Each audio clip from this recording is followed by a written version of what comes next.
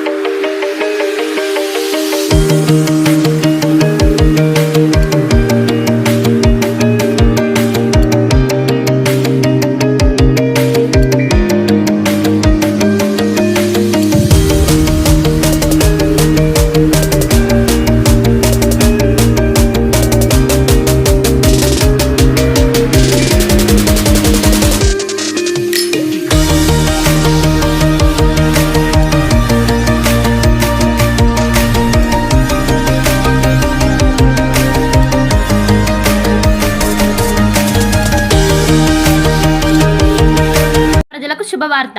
Raviteja multi speciality hospital. Raviteja multi speciality hospital, ring road centre, Macherla. మా వైద్యశాలలో అత్యాధునిక వైద్య పరికరాలతో శస్త్రచికిత్సలు చేయబడును.